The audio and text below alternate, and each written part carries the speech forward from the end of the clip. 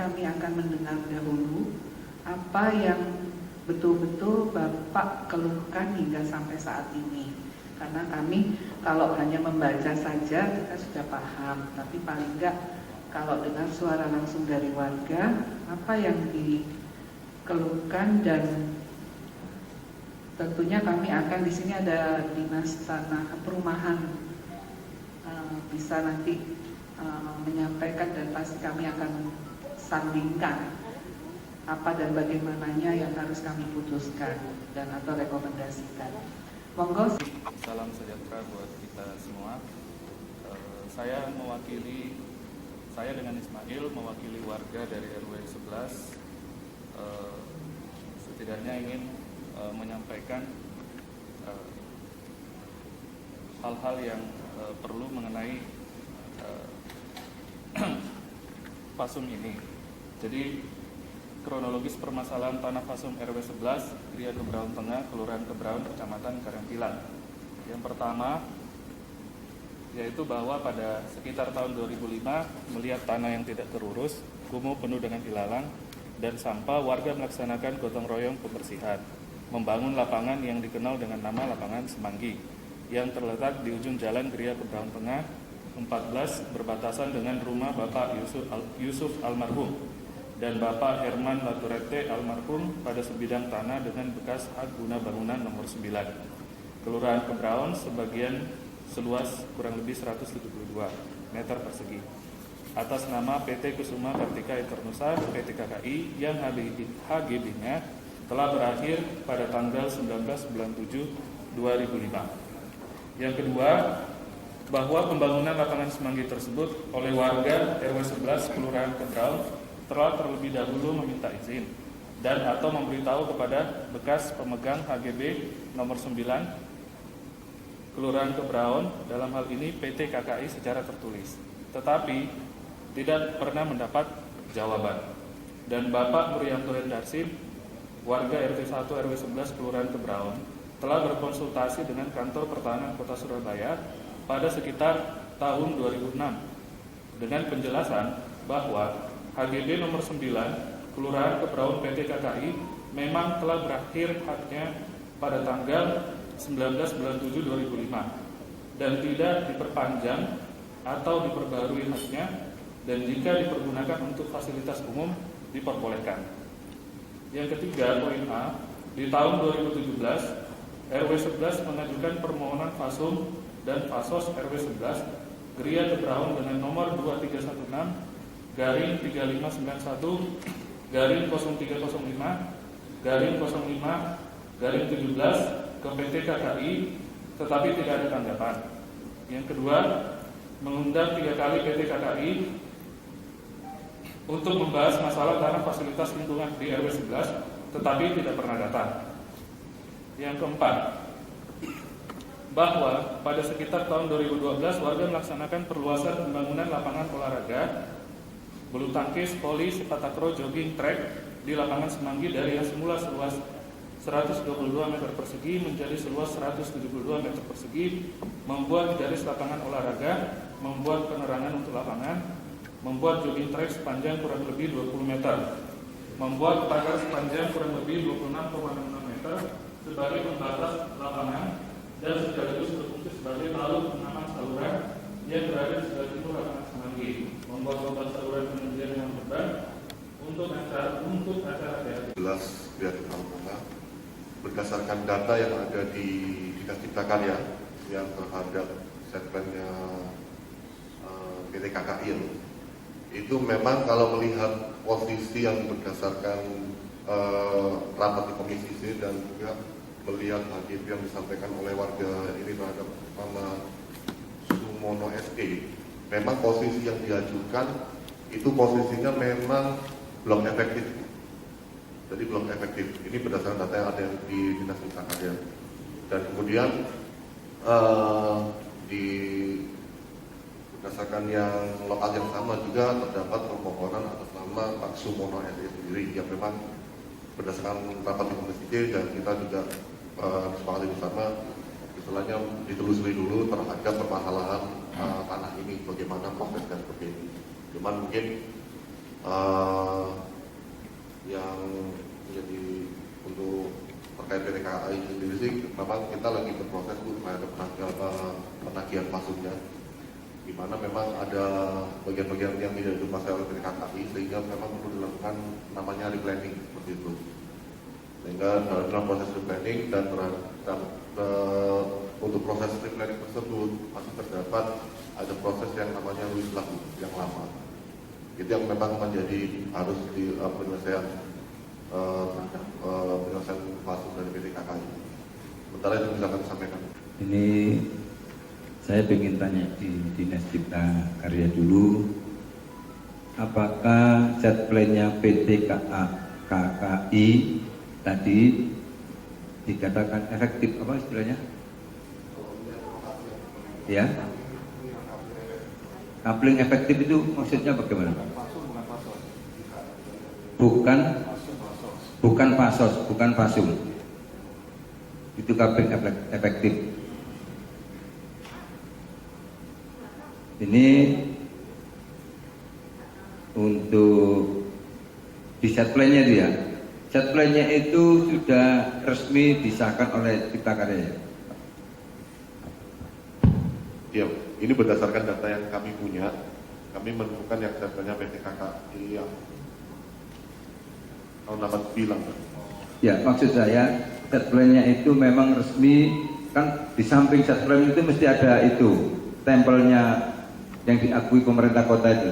Iya, Pak. Ada. Oh ya. Ya berarti secara administrasi itu memang bukan pasung. Secara administrasi di set plan-nya PT KAI. Ini PT KAI-nya ada. PT KAI belum datang.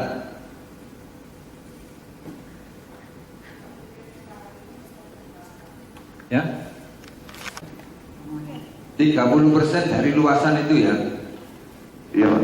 Jadi kalau untuk yang set plan lama tahun 89 yang berdasarkan Permendagri tahun 1 tahun 87 itu memang sesuai dengan yang tertera di set plan-nya, Pak. Ya, itu kalau dikonversi luasan ketemu berapa? Berapa meter Kalau persegi? sesuai dengan Perda Ya, di set plan-nya. Perda 7 tahun 2010 memang kalau saya luas sampai dengan 25 hektar itu 30%, Pak. Enggak, untuk KKI ini Pak harus menyiapkan berapa meter totalnya? Pasungnya. Nanti kami coba cek di set plan-nya, Pak, ya. Karena memang di set plan-nya juga ada penyesuaian replanning-nya tadi, Pak. Jadi belum tahu harus berapa meternya Pak? Nanti kami coba cek di ini, Pak. Oh ya. Ya, itu Bapak Ibu dari saya bahwa yang kita berdasarkan peraturan saja, di mana kalau memang salah ya dikatakan salah, kalau ternyata betul, kasihan nanti orang ini jadi korban karena pengembangnya tidak hadir ya, kita nggak bisa mendesak terus. Sementara itu dari saya, makasih. Terima kasih Pak Mahmud. Jadi perlu warga ketahui, memang seharusnya kalau urusan dengan kaitan dengan tanah dan lain-lain itu ada di Komisi A. Dan disposisi dari ketua juga bulan 5, tentunya kan sekarang baru bulan 6 ya. Otomatis kenapa Bapak meluncurkan hearing di Komisi C? Jadi sebenarnya terus terang Komisi A juga agak terbingung-bingung karena memang ini harusnya ada di Komisi A.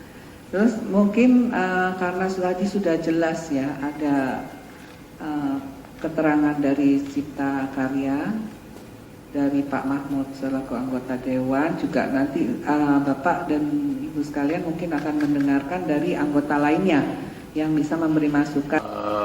Karena rapat pada siang hari ini tidak dihadiri oleh sumber persoalan, memang ini sulit untuk menghasilkan apa-apa, Ketua. Karena kalau dari cerita dari warga yang merasa bahwa objek tersebut adalah pasung dan pasos, terus kemudian dengan warga pemilik, kalau dalam bahasa hukum ini pembeli yang beretikat baik itu sah perjanjian jual belinya.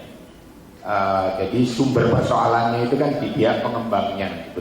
Kebetulan pihak pengembangnya tidak hadir, jadi agak susah kita mengkonfirmasi sebuah permusyawaratan.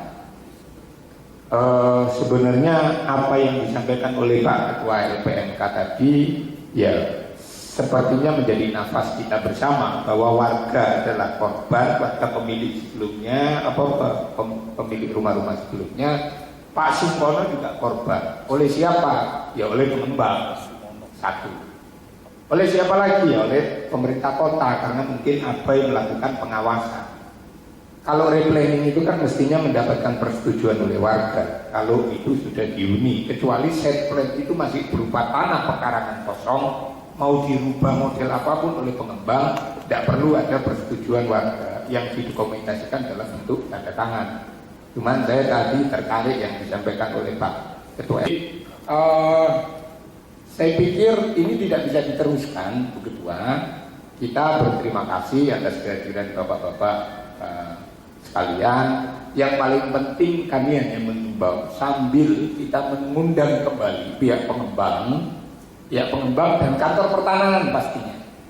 Karena berdasarkan norma hukum berakhirnya HGB itu tidak lantas kemudian negara mengambil alih.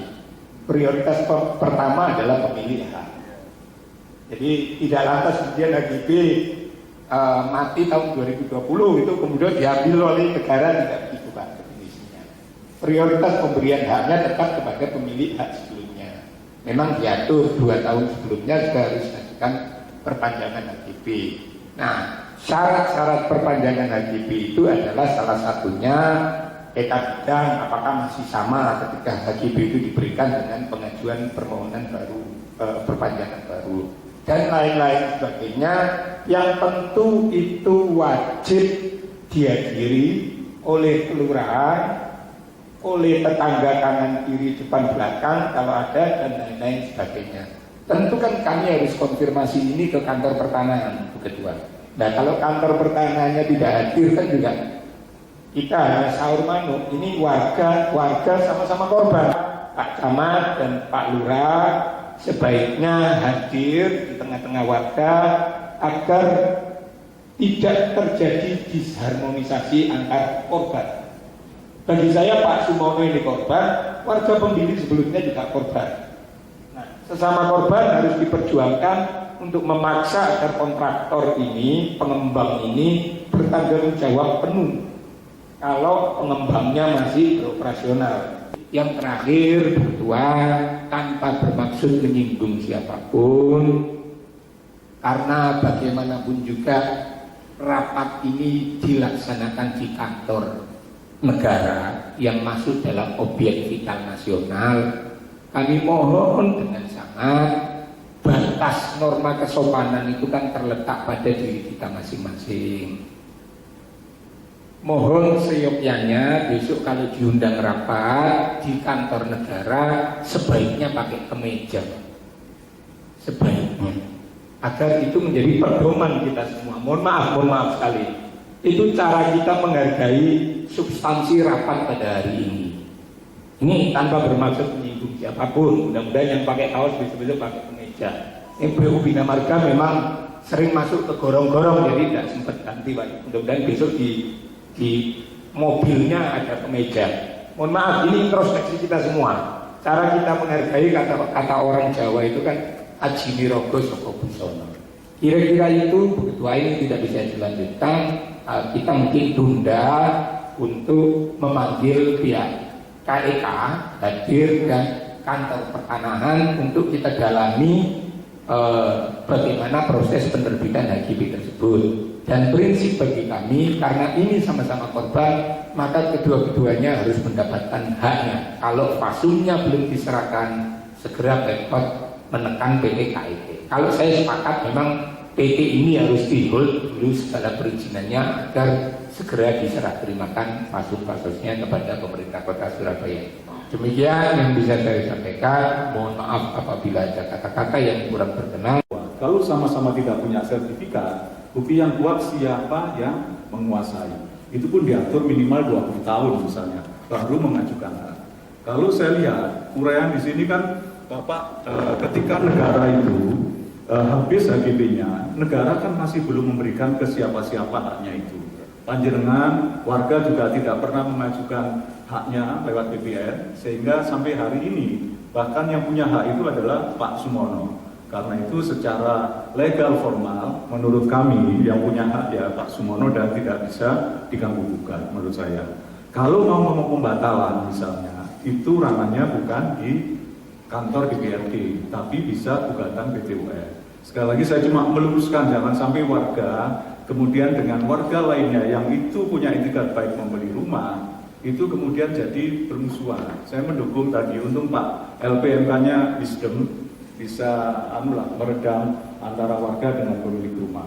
Sekarang tinggal kami yang ada di Dewan akan mengawal bagaimana nanti pengembang itu bisa memenuhi kewajibannya terhadap fasum dan fasos, Pak. Niat itu dulu lah, ditata lagi lah Pak ya. Musuh panjenengan yang sampai target itu bukan pemilik rumah itu, karena semua sudah terang benderang, tapi adalah pengembang. Itu saja Ketua, terima kasih. Assalamualaikum warahmatullahi wabarakatuh. Bapak-bapak dan ibu sekalian yang sudah hadir di sini, tentunya sudah paling tidak ada pencerahan bahwa kami juga berharap pemerintah kota untuk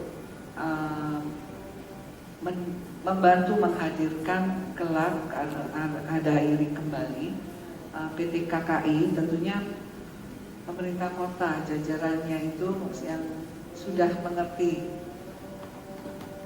di mana, dan pastinya apabila mereka sudah berganti perusahaan di tempat lain yang seperti dikatakan rekan-rekan kami, itu diharapkan pemerintah kota juga pasti kan nggak mungkin, biasanya orang punya izin yang ini sudah selesai terus ganti perusahaan lagi, artinya orangnya kan juga sama, pastinya namanya itu juga pasti sama. Mungkin pemerintah kota juga bisa membantu kami dalam hal ini. Tentunya kami juga sudah akan bisa terbantu apabila KKI ini bisa hadir di tengah-tengah kita. Tentunya seperti itu ya Pak ya, karena kalau nggak ada pengembangnya kami juga sulit untuk memberi rekomendasi apapun. Nah, tentunya Pak Lurah seperti Pak Arif Fatoni maupun Pak Mahmud dan Pak Imam, Pak Lurah, Pak Camat itu tentunya saat ini, mulai hari ini, bagaimana caranya untuk membantu warga juga mencari keberadaan PT KKI ini. Tentunya apalagi beliau belum menyerahkan fasum-fasos. Pastinya kan masih ada, menurut warga juga masih ada PT KKI tersebut. Jadi kami juga berharap, karena sudah kami undang Pak PT KKI tapi belum hadir hari ini, maka percuma kalau kita berbicara panjang lebar, PT KKI tersebut belum hadir juga, maka kami tunda lagi untuk rapat selanjutnya ya para warga, sabar, dan mungkin masukan dari bidang hukum. Bahwa sampai dengan ini warga masih menagih fasumnya, maka berdasarkan ketentuan Peraturan 14 tahun 2016 tentang tata cara pelelangan pasar sarana dan mobilitas pada kawasan industri, perdagangan, perumahan dan pemukiman pada pemerintah daerah, apabila sampai dengan saat ini PT KAI belum menyerahkan PSU-nya pasar sarana aktivitas, maka dalam ini pemerintah kota dan pemerintah area memberikan sanksi berupa pidana tertulis, kemudian perundaan, kemudian umumnya pada perizinan, denda apresiasi sebesar 50 juta rupiah, kemudian pengumuman pada media massa dan dimasukkan ke dalam daftar hitam checklist. Mengikuti yang tidak masalah pemerintah kota terhadap PT KAI. Masih Nunggu PT KAI yang akan kami hadirkan kembali, kami juga minta tolong pada pemerintah kota untuk membantu supaya pada saat hearing yang akan datang PT KKI tersebut bisa hadir juga di sini. Kira-kira demikian Bapak dan Ibu sekalian, atas kehadirannya seluruh OPD kami ucapkan banyak terima kasih, rekan-rekan komisi, juga para warga. Hearing pada siang hari ini sebetulnya saya itu menjelaskan apa yang sudah terjadi di lapangan. Saya sebagai Ketua LPMK juga menginginkan fasum-fasos yang ada di Gria Keberanian ini segera diserahkan Pak. Sehingga kita sebagai warga atau sebagai konsumen yang ada di PT KKI itu bisa menerima fasilitas dana APBD seperti musrenbang untuk perbaikan infrastruktur yang ada di Gria Kebraun, yang mana sebelum itu diserahkan kepada pemerintah kota, kita tidak berhak menggunakan dana APBD karena itu masih dalam kepemilikan pengembang. Itu yang tetap saya kejar. Jadi saya sudah menghimbau kepada Ketua RW jangan memberikan statement yang nggak jelas karena kita selama ini belum menerima fasum-fasos. Kalau di sana disebutkan bahwa yang berada di dalam kepemilikan Saudara Sumono itu merupakan fasum-fasos, itu saya bilang tidak benar karena selama ini belum diserahkan. Sehingga jangan sampai terjadi nanti miss antara warga dengan pemilik lahan yang nantinya akan terjadi pelaporan tidak pidana dan lain sebagainya. Itu makanya akan kapan hari itu Pak RW sudah saya panggil, saya kasih nasihat jangan memberikan statement yang salah. Itu. Jadi selama ini yang saya ketahui fasum-fasos itu ada di RW 10, RW 9 sama RW 4. Yang mana dulu pada saat pengembang itu mendirikan suatu bangunan di perumahan itu, RW itu hanya ada RW 4, RW 10. Sehingga fasilitas itu ada di RW 10, ada di RW 9, ada di RW 4. Yang selama ini masih tetap dipergunakan untuk fasum. Jadi untuk balik RW dan lain sebagainya. Itu yang saya ketahui, Pak. Ya, kalau menurut saya ini dari diskusi tadi sebenarnya semua itu sudah jelas bahwa lahan yang ditempati Pak Sumono ternyata tidak termasuk fasum dan PT KKI ternyata belum menyerahkan fasumnya kepada warga, kepada pemerintah kota. Itu masalahnya. Sehingga karena belum diserahkan, warga khususnya di RW 11 ini ya kepingin punya fasum sendiri. Dianggap ada tanah kosong, itu bagian dari fasum. Padahal dalam set plan-nya PT itu adalah kaplingan yang resmi. Nah, ini tidak bisa seperti itu. Semua akan selesai jika PT itu menyerahkan fasumnya secara resmi. Saya berharap pemerintah kota mendesak terus, memberi sanksi, memblacklist dan mengumumkan ke media massa seperti aturan di dalam perda maupun perwali. Kalau ada pengembang tidak menyerahkan fasum ya harus disanksi. Sanksinya seperti tadi, didenda juga. Ya, ini saya juga bisa nyalakan pemerintah kota karena ternyata pemberian sanksi dan lain-lain tadi belum dilakukan sampai sekarang, sehingga warga di bawah ini konflik sendiri-sendiri antara warga dan pengembang, antara warga dengan warga, jadi ribut karena PDW, tapi Pemkot tidak memberi tekanan kepada pengembangnya. Langkah-langkah Dewan dengan kejadian ini ya, gimana, Pak? Kami kan sudah mengundang, memfasilitasi untuk mengadakan dialog seperti ini supaya ketemu solusi yang terbaik. Kasihan juga pemilik rumah yang ternyata bukan fasum, dianggap fasum oleh warga, tapi pengembangnya tidak datang. Nah, ini kita undang lagi nanti.